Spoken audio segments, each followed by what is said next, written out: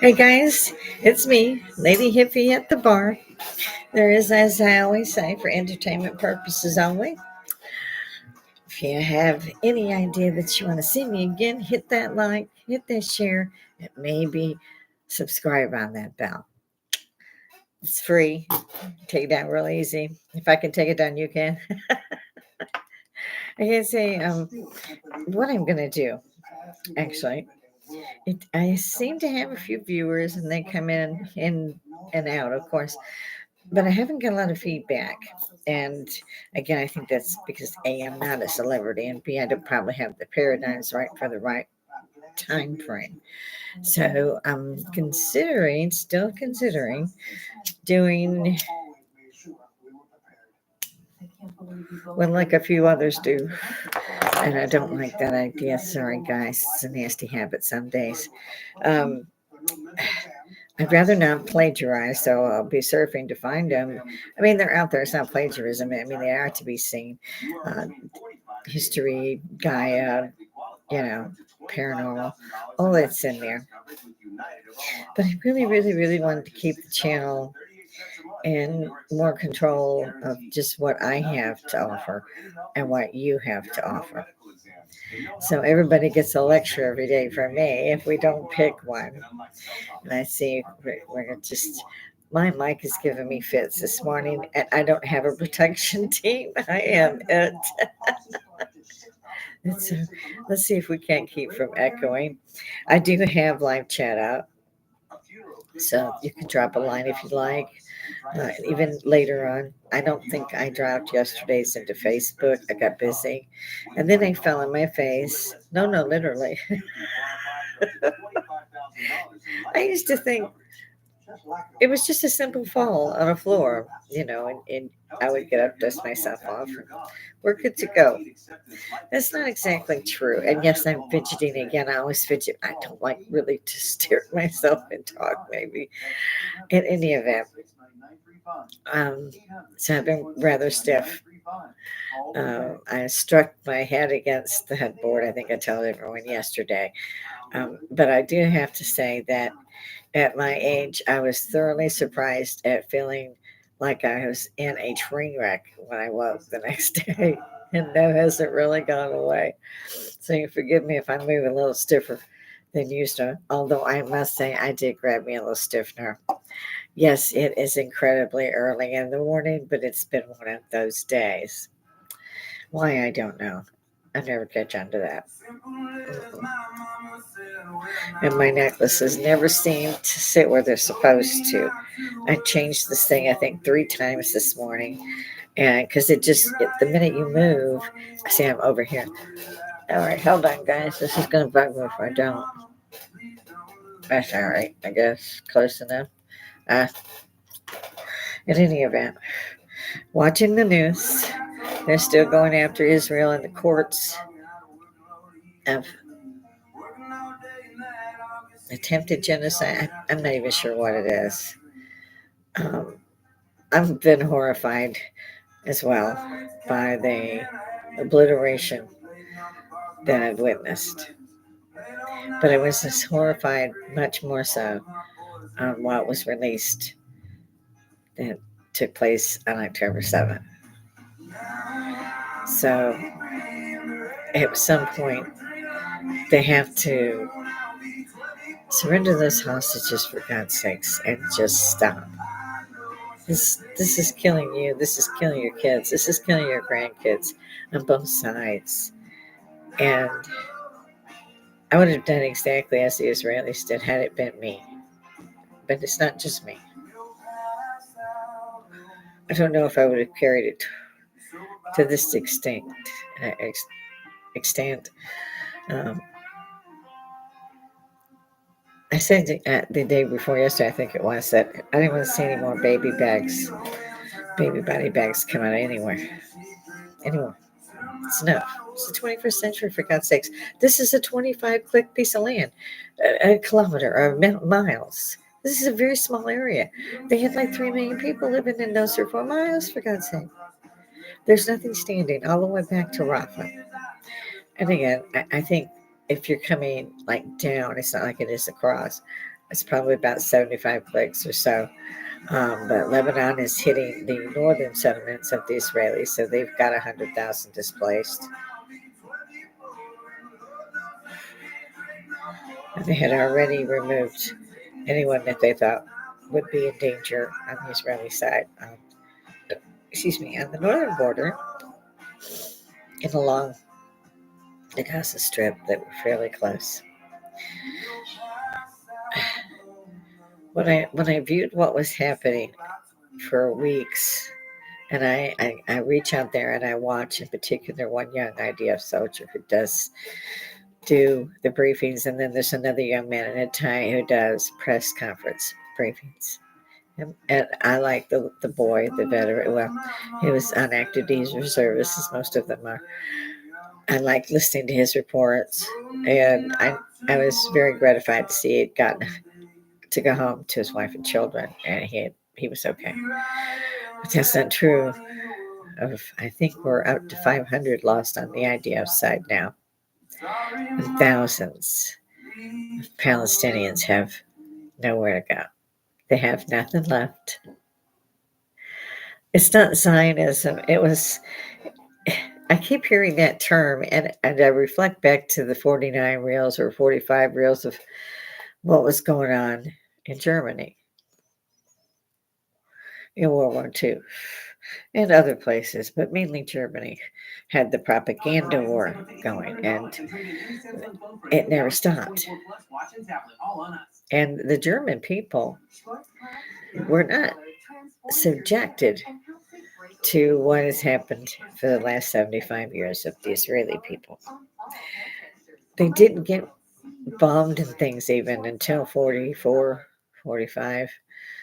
They didn't know about these concentration camps and the wholesale murder and slaughter and so forth that was being taken place in these things in Auschwitz, Buchenwald, so forth and so on. These were mainly in Poland. And so they had come out very badly at the end of World War One. I mean, really badly. There was, like $5,000 for a loaf of bread, or 5,000 marks, about the same thing. So when they had that extension of hope, they ran with it.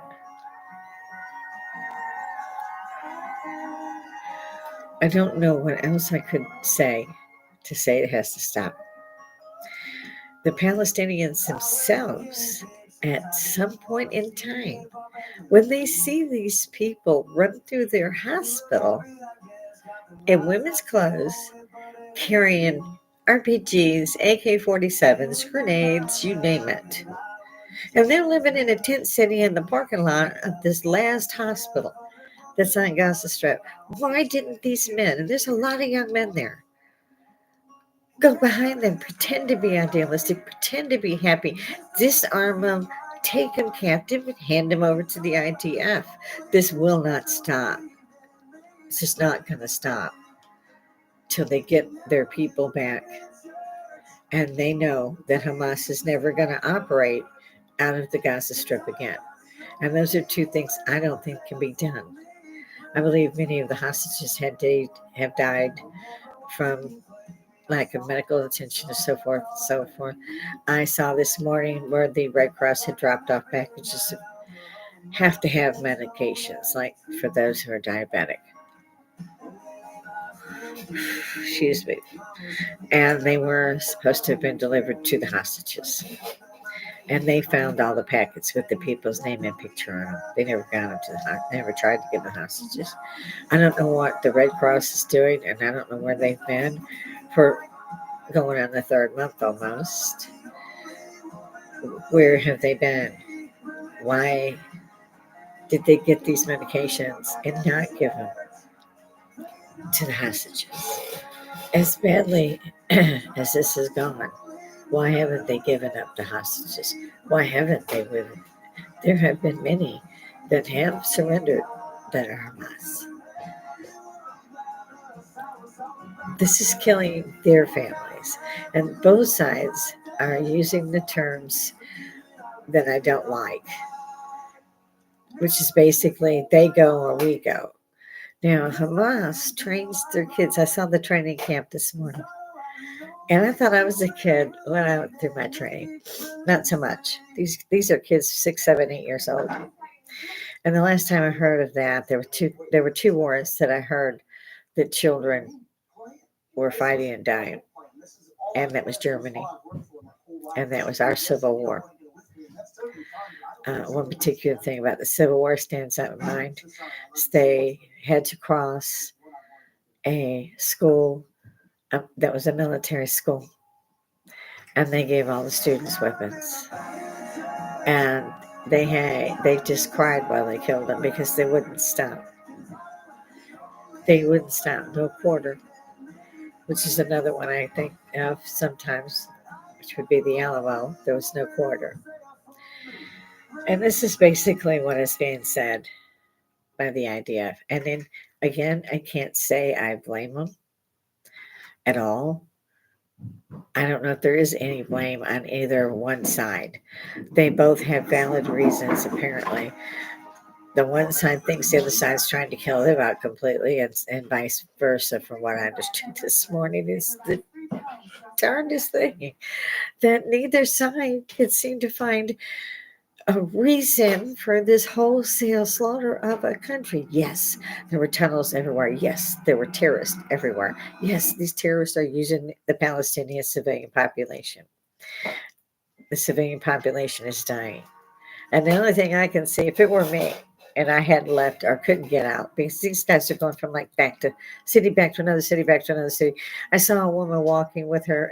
It looked like her grandmother, who was a wizened old lady who could not stand up. And I can't hardly stand up. I'm 64. And the woman's balancing what few things they have left and a bag on her head while she's got an arm around the grandmother or great grandmother to walk. And it's,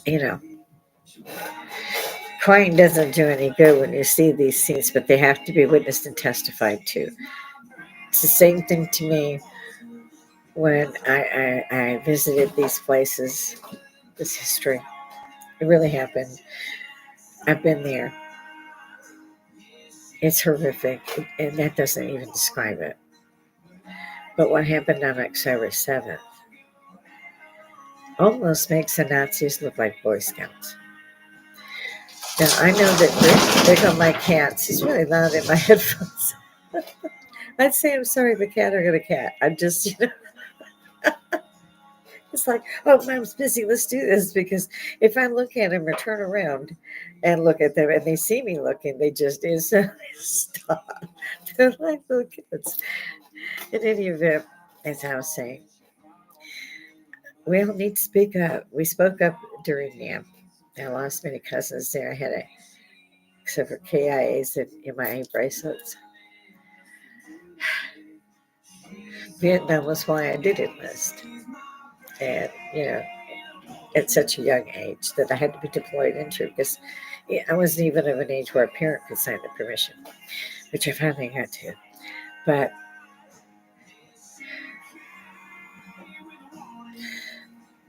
the Palestinians and the Israelis were getting along so well that they went back and forth to work and to do things. And yes, fuel was run by the Israel, everything, fuel, electricity, water, it was all run by the Israelis. But when you think of the fact that 75 years have gone by now, and it's not changed, the Israelis are not lobbing missiles at anybody until you start lobbing them at them. And there's more than enough proof that that is fact. You've got the son of one of the Hamas leaders, and I'm not sure which one, but he reminds me of I don't know, what was Al-Sunni something. Um, that's who he looks like to me. He's a good young man. He trained as Hamas. He worked as Hamas. He killed his Hamas. Because if you didn't, your own family would kill you. And he's made that abundantly clear. He was able to get free. And he has been warning country after country after country for years that it was coming, that they were going to do this. They intended to do it for years. And they saw their opportunity when they were only a click or so from several thousand unarmed Israelis. And boy, they must have had fun shooting in that barrel. And even that paled in comparison to what they did to 5 little, I call them small counties. Um, they call them kibbutzes, of course. We have our cowboys out there pulling in their produce, tilling their fields, cleaning their homes, doing everything that they can to help. And no one even knows if they can ever come back there, if they could ever.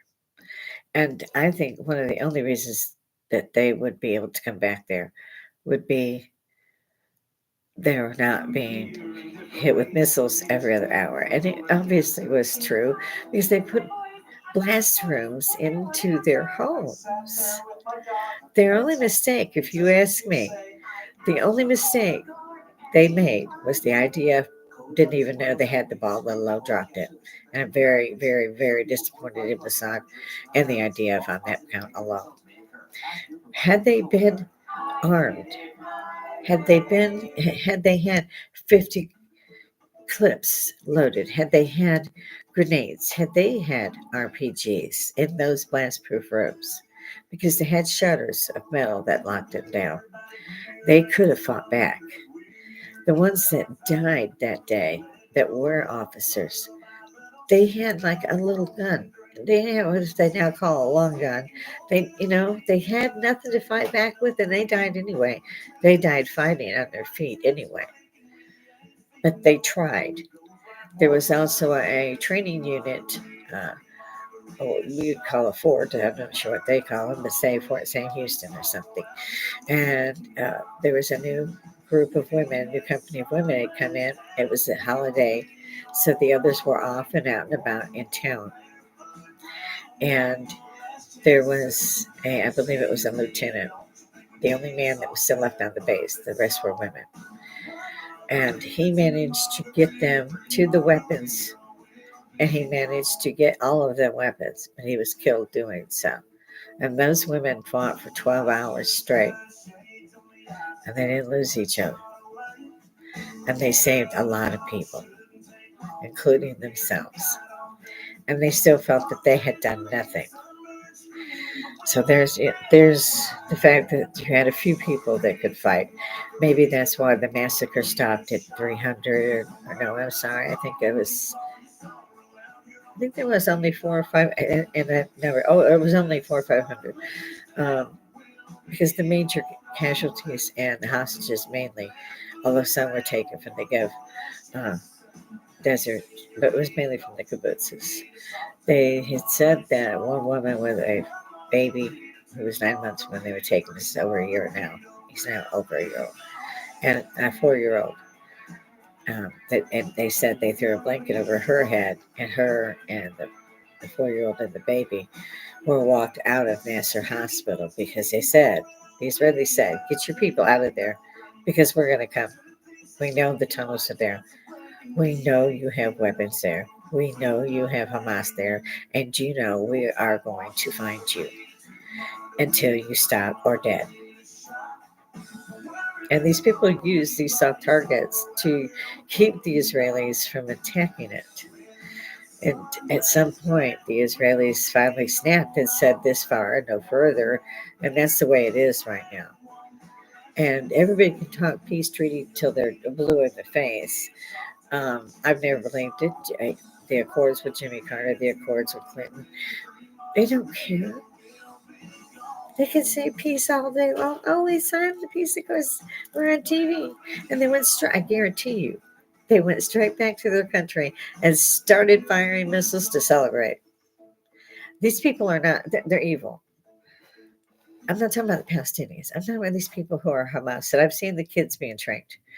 So even if they get everybody in this particular war and they go away or whatever the case may be, there's another generation that's already nearly finished training to come and kill them. And it's the same thing. Oh, they killed my father, they killed my cousin, they killed my nephew, they killed my granddad. But they're not being taught that they were attacking another country that was defenseless civilians. That's not what they're taught. No, they're taught that the Israelis came and attacked them. And in particular, some of these cases could almost, well, some may be true. Um, maybe they didn't mean to hit that building. I don't know. But they had a lot of death on both sides.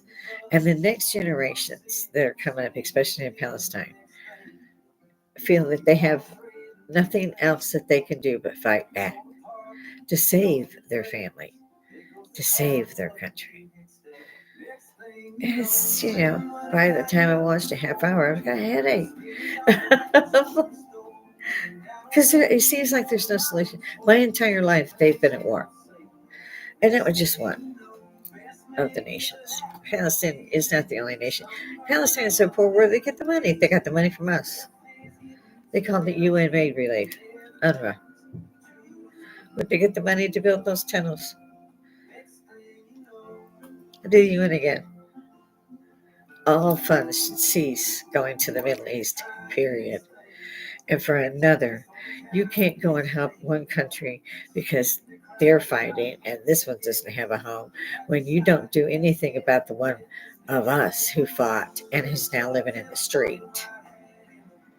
So I have a huge problem with my own government.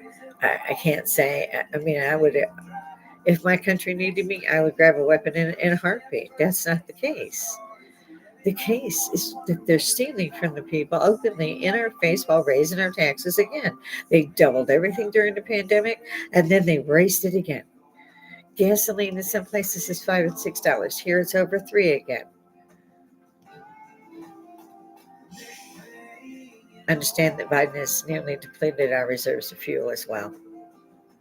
So this administration has a lot to answer for. This guy literally cannot put three words together at a press conference with it written in front of him and a prompter. He can't do it. They've already said that I think he suffers from dementia, that he didn't remember even being vice president, folks.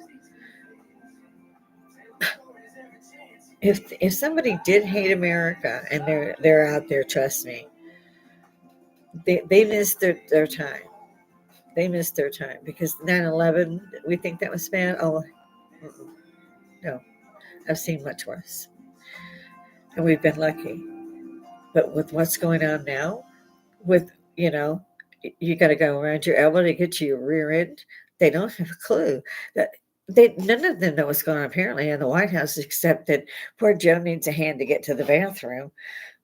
And they say that he can't be brought to court. I don't know or what, but I think it was about these papers that were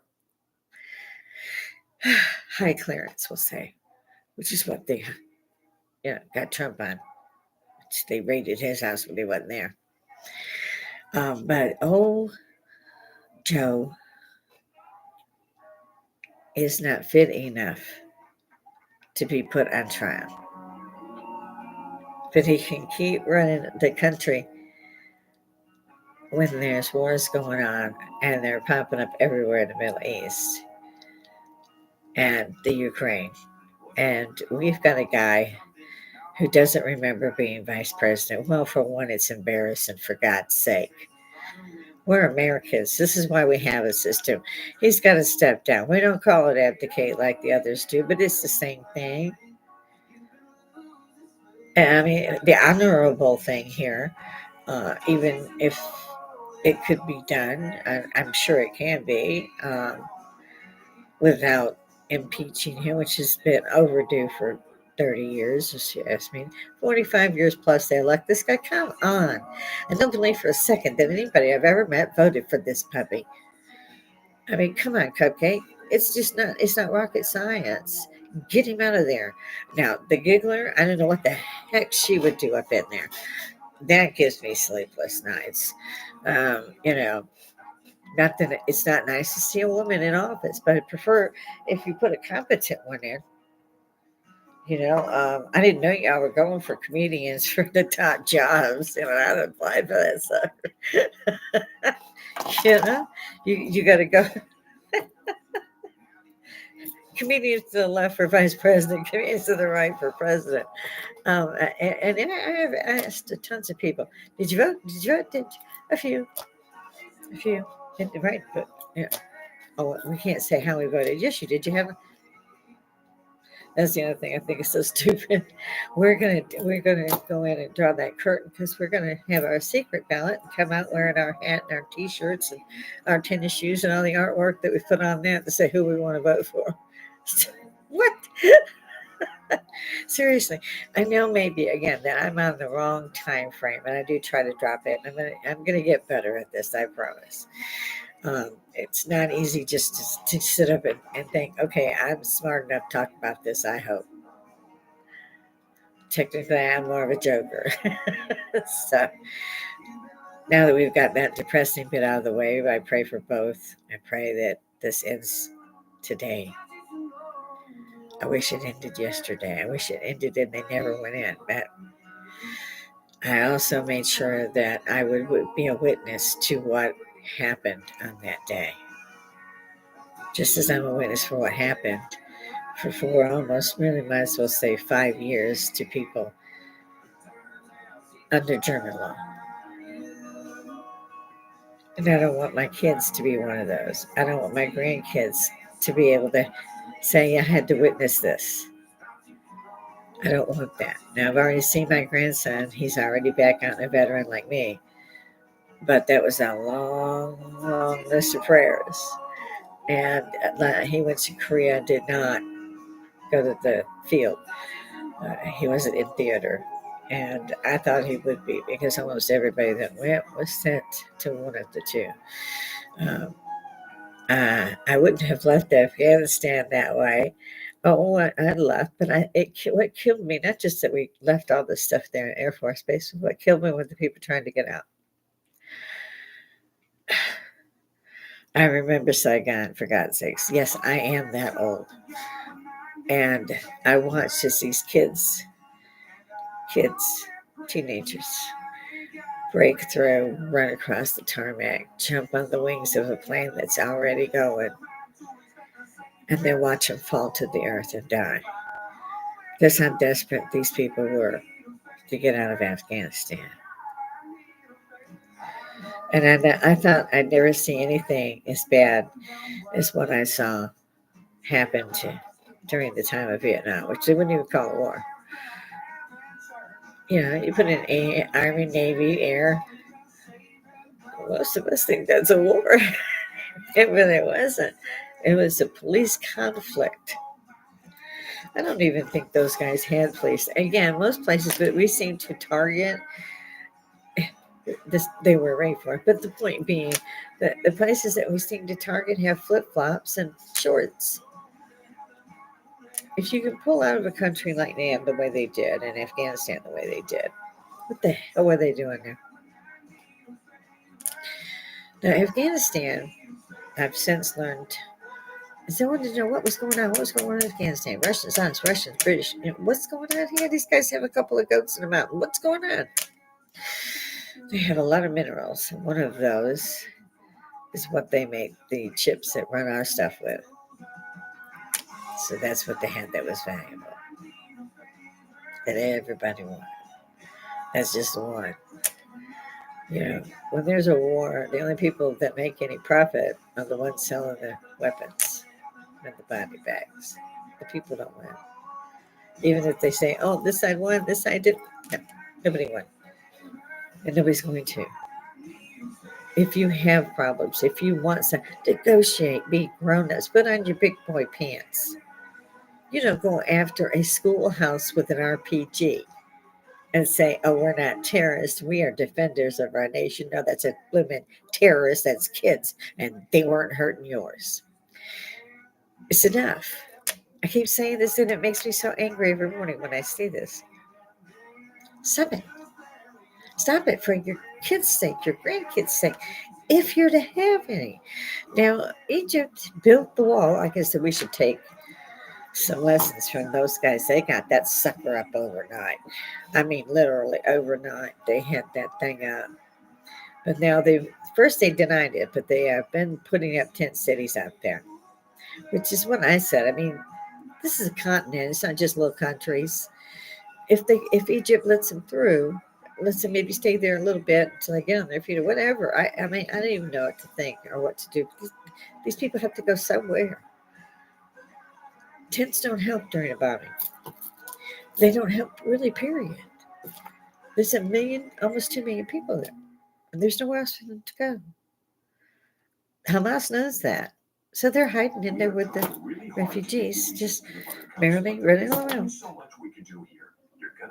Be hard for the IDF to decide that that guy carrying that baby is really a terrorist. And he just grabbed a baby from some woman, and they can't find him.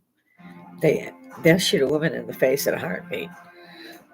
Women have no. I mean, in the Israeli side, they do, of course, but Palestinian women you still see their eyes. That's it.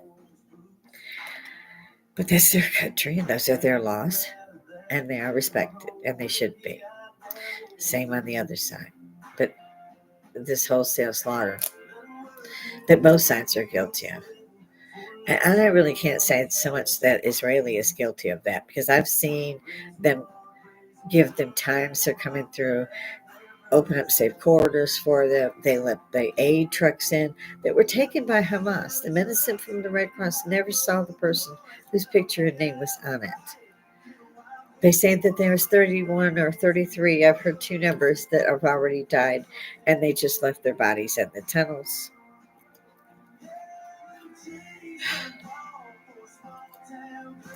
But the hostages go.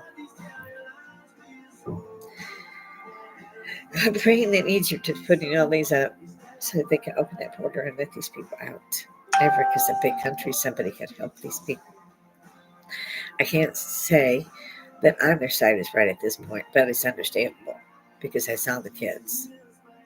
These are kids. These are 8 to 10 kids, 8 years old, and they're doing obstacle courses like I did, for God's sakes. And let me tell you what, when you do those things, your eyelashes hurt. It's probably a good idea to do it 8 or 9, for God's sakes. But my point being, the next generation is almost ready and groomed, and the generation ahead of them is. The generation that's fighting right now, it's not the other two have not started fighting. It's their parents that are fighting. And if you kill one of them, the family gets purportedly paid for the rest of their life. So it's, good for Allah. Because these terrorists were calling home and saying, I killed 5 with my bare hands. And I'm not going to get into the atrocities. They didn't just kill these people, for God's sake. And this is why I say there's a difference. These people are pure evil. And there's no other way to combat this except take them apart like ISIS was done. You got Hezbollah and the Houthis. I haven't caught too much news on whether they're still doing it, but we sent some missiles into Lebanon. And I was like, oh my God. Yeah, so I was still trying to figure out. In most days, I don't think other people even look, but it just makes my mind a mush mash. I can't think of my name. First, rage builds, and then sympathy builds, and then, oh my God, and then you want to weep because you can't help, you can't do nothing. It's not like you can advise somebody who's not think. I don't have. It's above my pay grade. But I do know that a couple million people in a tent, and they've already told them they haven't got much time, and they're coming through. They want that last hospital because it's been used as a staging area. And at the same time, I'm watching them lob 30, 40, 50 missiles every day, especially at night, at these settlements on the Israeli side. For God's sake, grow up. Everybody was doing just fine before you put all these tunnels down and started killing people. It's enough. You've killed enough people. At some point, the world is going to have to stand up and pick sides. So far, that hasn't happened. I don't know how. But soon, somebody's going to have to go, okay, guys, we're going to have to go in and settle this crap ourselves. I believe that was done with North and South Korea. My father-in-law fought in Korea. And they came up with the DMZ. You stay on your side, you stay on that side. Just like Berlin. East Germany, West Germany. Now, I also understand why Israelis do not want them in the Gaza Strip because they can continue to pound the crap out of them, as they have been, with no censure from the world. But when Israel then turned finally in October and said, "That's it, we've had enough, no more, no quarter, get out or sacrifice yourselves." Hey, you can also put up a white flag. We will honor that. So you've got three choices: you can fight and die, you can go ahead and go with the rest of the refugees and stop this nonsense, or you can just surrender along with the hostages. These are really easy terms. They're not, again, rocket science. When I see a woman trying to help a 90-year-old woman to walk and they've got nowhere to go, and I'm sitting in bed crying, where is the sympathy of the world? Why can't this be settled?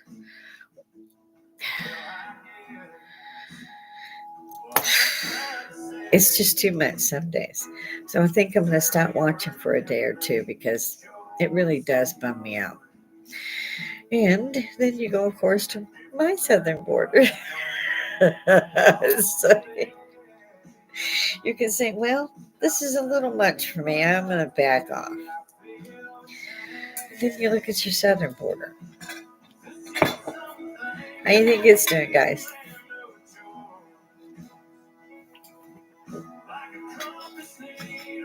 I knew I need that sooner or later. We don't know how many have died. They've not released those statistics that I've heard. The cartels I saw were out in the middle of the night fighting the National Guard. I think it was 2 nights ago. It's not really hitting the news.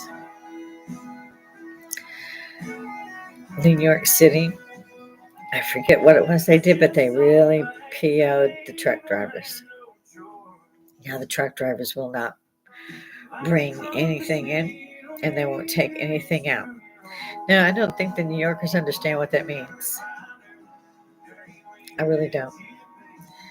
They think, oh, this is all brought by trains. We'll just take trucks out and get them arrested. No, you won't.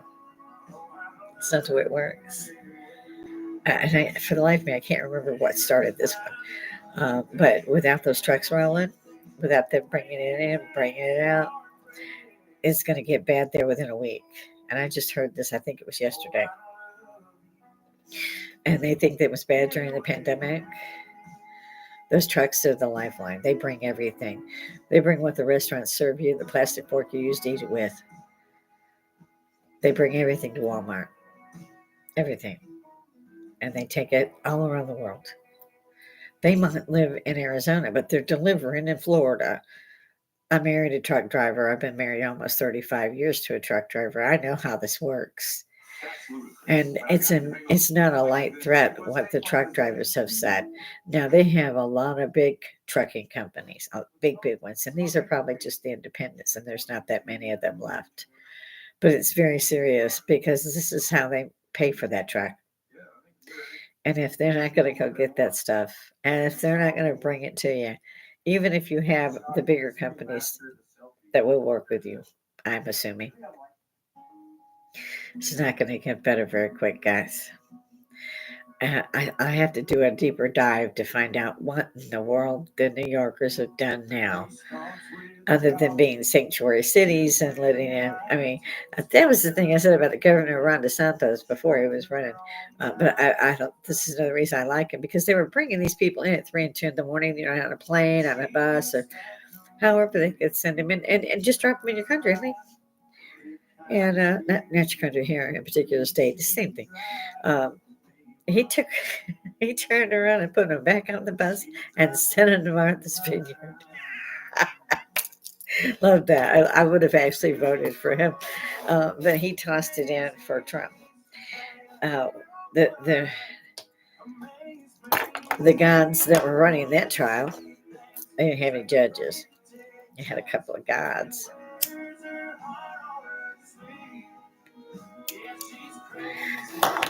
Decided to tell him, man, he's got to pay $355 million and not do business in the state for 3 years. Well, I wouldn't do business there ever again. The courts aren't a collection agency. Come and get it. It's theft by law. as far as I and many others are concerned. This is right out theft in your face, perpetrated by the law that didn't exist. The banks all testified that this man was not guilty of any improprieties in his buildings, in his anything, and that he was a good client of theirs in standing and had been for 40, 50 years. They still charged that man $355 million.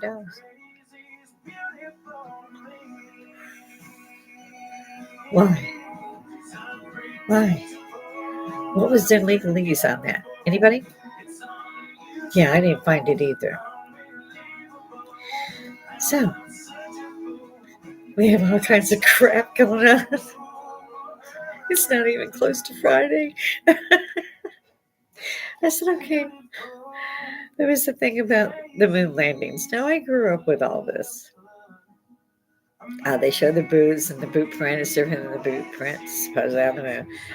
Um, they say that they didn't go to the moon, and that caught my fancy because I was in all that. I mean, school was done, everything was done, for the launch or for the land. There was something, and they went. They went, but something happened up there. They didn't go back, and all of us kept saying, "I have to have been back," because almost immediately the shuttle come out, and it stayed in orbit and it hit the satellites and did all this. But then the excuse I heard back early 80s, I think it was, because, like I said, we grew up with this. We're like, why haven't you ever done it? What's going on? I thought you were going to mine and do all this. And it was, well, that dust, that gray dust gets into everything. We can't keep it out, so we can't go. That was interesting. When Armstrong set the lunar module down, they set the Eagle down, and they set their foot for the first time, and it was Armstrong who sat his foot down there first. Yeah, the entire really world was watching. But I also understand that we have a lot of people, and a brother-in-law of mine is actually was the chief of Roberts Creek Nation. Uh, they have ham operators, and so when even at a young age, they're trying to catch, all of the stuff that's being said. The other thing that threw me was they had to wait because they wanted to call or waiting for the phone call from the president, President Nixon. And I always wanted to ask her, how did you call him on the moon, or they call you, or what? How'd that work? In any event, and that's what they say, it was a phone call. It wasn't, NASA. Maybe they set it up but didn't show us. I thought they showed us everything. I still believe they went. But when they came back, had a press conference, and these guys looked like they had seen the most horrific thing, and they had no way of figuring out how to fight what they had just seen and experienced. These guys were not jovial. They were not smiling. Their body language was tense as it could be. Not a smile. Nothing. Barely would answer a question with anything but yes or no. I think that's basically how they answered them. And even at the time, as a young girl, 9, 10 years old, I was like, these guys are upset. What happened here? These guys are upset. They weren't happy. They looked they looked like the whole world had just stopped turning and they hadn't been able to get on. And then we hear that some of the ham operators, as they were getting ready to land the Eagle, say, "Oh my God, these are huge. They're waiting for us. They're on top of all the craters.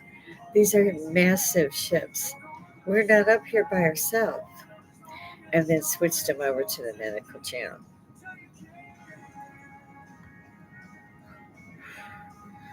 That made me go, they really went. They really went. And we didn't go back because I believe that the dark side of the moon, which is very unusual, by the way, no other moons do this, just keep one side to you. That the dark side is occupied by beings that are not from Earth. I believe our oceans have them as well. I believe some of the mountain regions have them. I don't think ET ever left. They might change your your vacations coming. I don't know, but we've been having the UFO sightings, and we just start with Roswell 47, which was right after the war. One of the bigger sightings, if you ask me, was the Battle for Los Angeles, which they made a very good movie about. They had code land in. But you could see in the searchlights. I've seen the papers. I pulled it out microfilm. I mean, I'm an old woman, so I delved right in there. Excuse me, but they had something caught in those lights, and then Akak fire was just constant barrage. Nothing we had could have stayed there and be hit by 6, 7 searchlights, and then taken the Akak for hours. Nothing we had could touch that. We could not have stayed in the same place, been lit up, and then fired on for hours. This thing did. It was as if it was toying with him to say, hey, explain this one. But there were other things about this. They had several PT boats, like President Kennedy was a PT boat commander. And these were the small, faster boats, kind of like fishing boats, but they could get around these little canals during World War II in the Pacific. And they hit something, and they fired on something. They didn't know what it was. It was coming at them real fast. It was bright light. They fired, fired, fired, fired, fired. And something hit them and took out several. I mean, they didn't go in one boat. There was 4 or 5 in this flotilla, but several of them sustained massive casualties and lost their boats. And the weirder thing, they thought, they get further down the road, and suddenly it opens up on them again, and almost, I mean, it killed a lot of them. And they, the ammo and all this stuff was collected to see who had fired on which country. It's World War II. And it was their own ammunition that came back. That was what was being shot at them. It was their own ammunition. So I'm thinking that wasn't from the Philistine, or the whatever, wasn't from somebody in World War II. So right there, this is before the Roswell incident, that it just tore these guys up, spit them out, and used their own ammo to do it. Whatever they fired at that ship sent it back. And they didn't send it back right away. And they weren't nice when they did it. So if they can do that, anything you love at them, they can use against you. They take out your planet. The Federation on Star Trek, Gene Roddenberry. Somebody ought to look up Gene Roddenberry's back history and his family's back history, and you'll find this guy was not just a writer. This guy and his family did a whole lot more than that. A lot more. And they at one point had footage, close encounters of the third kind, and we all keep saying, "Oh, that seems right. It is right." They they actually viewed Spielberg and them, several other film directors viewed film that showed a landing and showed us responding to these people, that it did happen, and that they were going to have them put it into a movie and release it to see how the public reacted to such a thing, without saying that it was not a movie, it was not a set kind of thing. And at the last minute, they pulled out. And somebody showed something to Spielberg, and he took it and ran with it. And it was spot on. I think they've known this, and they've kept this from us for almost, well, I just want to say 100 years, probably more. Um, yeah, they're here. Several prime ministers of defense, Canada, Britain, others, testified before Congress that they were here, that their own countries are fighting them, their own countries acknowledge them. And yet, nobody seems to have heard about it. To this day, it surprises me. I mean, you go, did you hear about the sighting of such and such over Phoenix? The Phoenix lights. Yeah, that's just some candles or something. And people get excited. To this day, They ignore what's in their it's laid at their feet. It's the footage. It's the people who run the Ministry of Defenses. It's these aren't the mailmen from Building 3. These are heads of defense.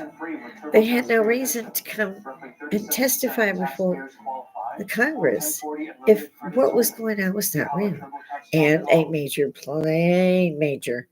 problem to the U.S. that they could take us without trying. And they can. I totally believe that too. So we have probably just about finished my lecture for the day. If anybody feels like me, go ahead, write something in the comments, hit the like bell, tickle it, until I can figure out what the blazes is going on and pick something and settle on it. But there's so much happening that when I look at my timer, I realize, oh, I've just nattered on for an hour and I'm not even sure what I'm talking about. It's, you're like, it's crazy. Somebody else has to see this crazy besides me. I can't be the only one. I wish y'all would come out to the bar, throw something in the comments, hit the like button. It's entertainment purposes only. So I hope I've been slightly entertaining and informative and that you did like the video. And if not, tell me why. Throw it in the comments. You need to do this or you should do that. And I mean, all advice would be most welcome. Most welcome. I adore each and every one of you, whether you're on my channel or you're on one of my other guys' channels. It doesn't matter to me. What matters to me is how we treat each other and how we treat others as a whole. That matters to me. And that's going to always matter to me. And I think it matters to every baby boomer / hippie that's still out here kicking like I am. We were too busy raising children, going to college, keeping up with this for 50 years of our lives or more. And we didn't have a chance to look into this stuff, to see this stuff, Machu Picchu, the pyramids. There's pyramids on every continent. Who put them there? Why? Were they energy bases? What were they? Does anybody else know anything about them? What was said about them 2,000 years ago? Did anybody say anything about them then?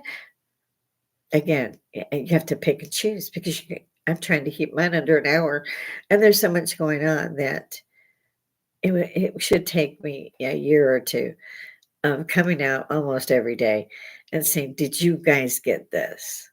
So I think that's why I may start dropping in a few videos. I know people work constantly, so it must be difficult to see. And I don't think YouTube has the gathering following that Instagram and the others have. So I'm hoping to find that I'm wrong about that. So everybody out there, come see me, hit the like. It will help me to keep the channel. And without you guys, there's no point in me keeping the channel. Come see me. Talk to me. If there's something you want to talk about, say so. We'll talk about it the whole hour. I don't care. I do not have a set format. My channel, I started to reach out to people like us. Not just me, us. So I keep reaching. And it's like I'm trying to keep somebody from falling off a cliff and their hands are slipping in my grasp. It's like I'm right on the cusp of it. And this is when we need to discuss it. This is when it needs to go around the world by the people. The people, and then we use the royal we people here. We need to know. We need to find out. We need to have proof. And as far as the United States, they need to empty Congress and start over. And if Biden is too demented to be held for trial, then somebody needs to put him in the loony bin and we should have a new election. There are laws that contain ways to do this. The forefathers were not stupid. And I don't think American people are stupid. Hoodwinked, maybe, but not stupid. Another day I heard someone say, well, I don't have a master's degree, so I can't say. I was like, you don't need a master's degree to say something. You can teach yourself better than they did, and it's a whole lot less expensive than getting a master's degree. But yes, they want you to have that sheepskin because that's also a way of indoctrination, by the way. And I see my time is nearly up, so we won't go there. If there's anything, any topic anybody would like to speak about, please throw it in the comments for me. But I really, really, really need those likes, guys. My algorithms have kind of plateaued out. So even if you don't like me, hit the dislike. Hit something in there. But I really hope you come to see me here at the bar. I hope I get some advice on what maybe everybody wants to see and talk about. And I hope I get some advice on a time which would be good for everyone to do a live. But until then, know you're appreciated, that I care about each and every one of you, and I will wait patiently to hear from you. Go out there and be great as you always have been, and enjoy the day. Toodles, guys.